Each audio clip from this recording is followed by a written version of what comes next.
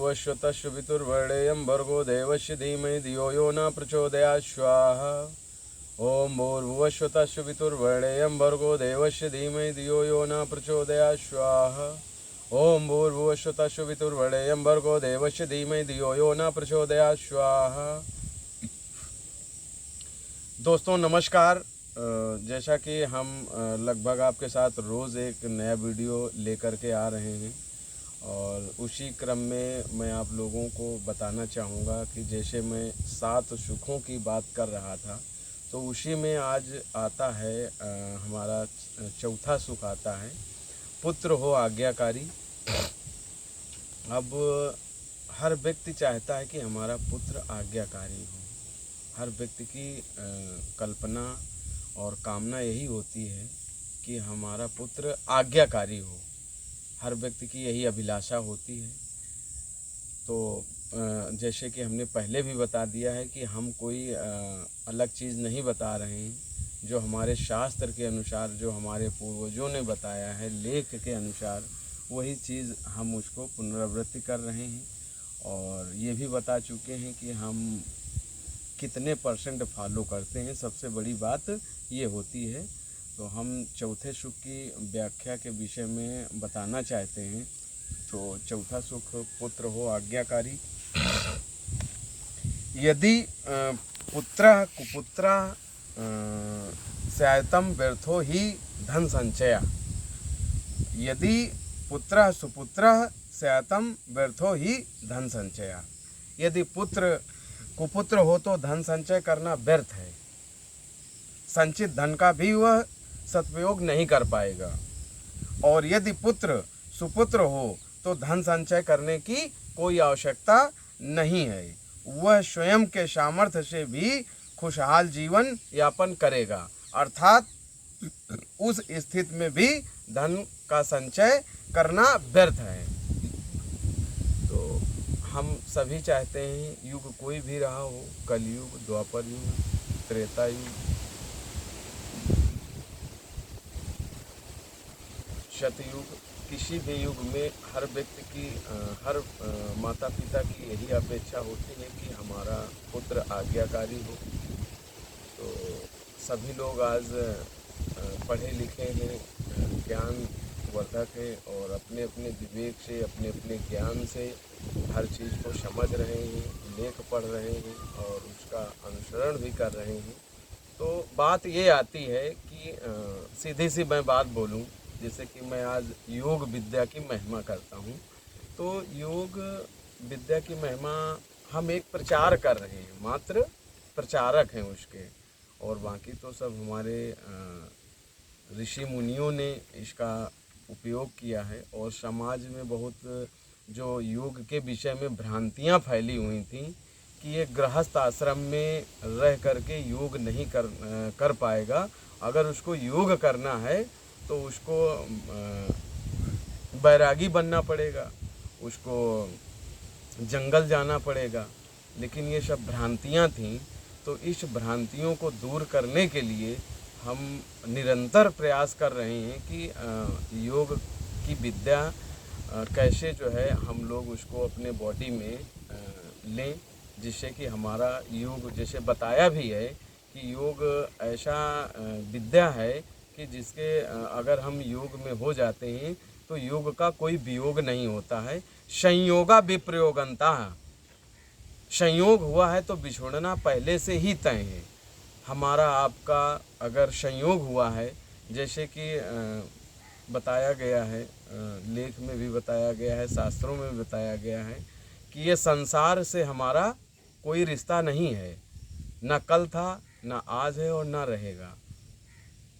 चूँकि संसार में हम यहाँ जन्मे हुए हैं तो हम अपना, जैसे बताया भी जा रहा है कि ये मानव रूपी जो ये पिंड है, सारी ब्रह्मांड की जितनी भी शक्तियाँ हैं उस मानव रूपी पिंड के अंदर विराजमान हैं।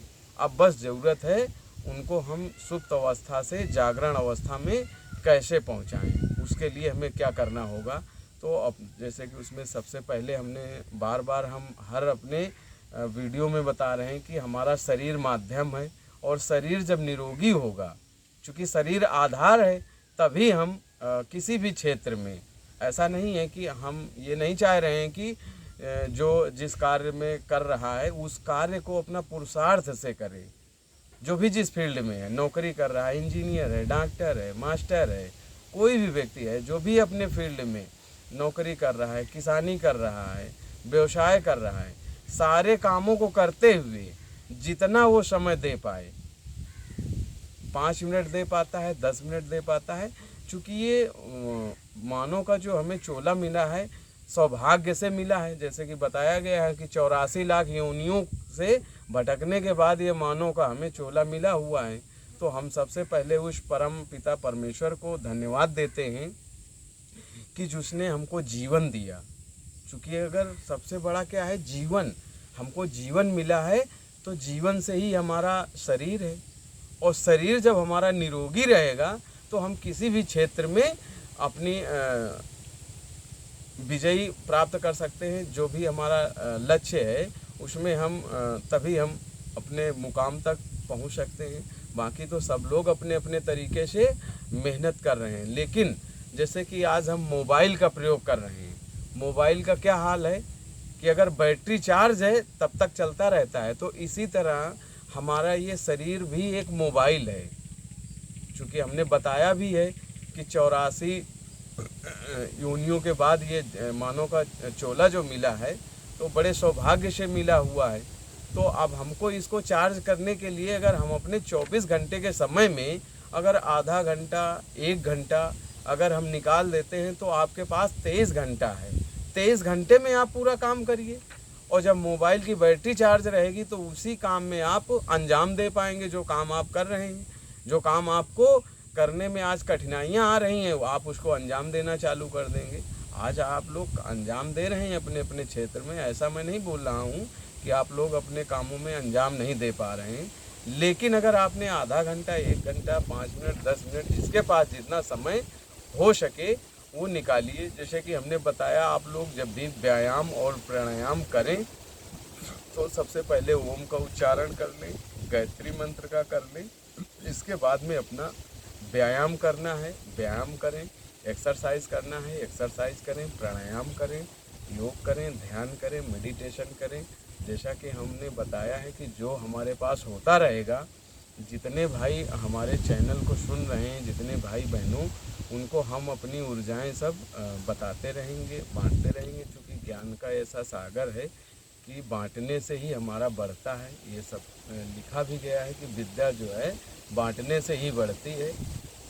आप उदाहरण के तौर पे ले लो, जो ठहरा हुआ जल होता है उसमें कीड़े पड़ जाते हैं, अशुद्ध हो जाता है, लेकिन जो बहता हुआ जल होता है तो वो निर्मल और स्वच्छ रहता है, क्योंकि उसमें ना कीड़े पड़ पाते हैं। तो अपने अपने अनुभव हमारे ह्यूमन इंटरनल जो पावर ग्रुप है उसमें आप लोग पहले भी बता दिया है कि हम लोग जो बात करते हैं साइंटिफिक और धार्मिक बात करते हैं, तो अपने अपने अनुभव हम लोगों को आप बता सकते हैं, शेयर कर सकते हैं, अपने अपने विचार प्रकट कर सकते हैं। और मैं अब बस इसी शब्दों से अपनी बात को ख़त्म करते हुए सभी दर्शक भाइयों से और जो भी हमारे जो लोग हमारे चैनल को सब्सक्राइब कर रहे हैं, सबसे मैं यही अनुरोध करता हूं कि हमारे चैनल को सब्सक्राइब करें और अधिक से अधिक जितना हो सके, जो जितना कर पाए अपने ये 24 घंटे में सारे कार्यों को करते हुए जब भी उनको समय मिल जाए तो हमारा चैनल ज़रूर देखें और सब्सक्राइब करें और अपने लोगों को भी सब्सक्राइब कराएं। जैसे कि हमने बताया है, डॉक्टर एस.जे. कटियार का भी चैनल सब्सक्राइब करें और सुनें, और सुनने के बाद वो सब्सक्राइब करें। अब बस मैं अपनी बात को यहीं से विराम देता हूँ। जय हिंद, जय भारत।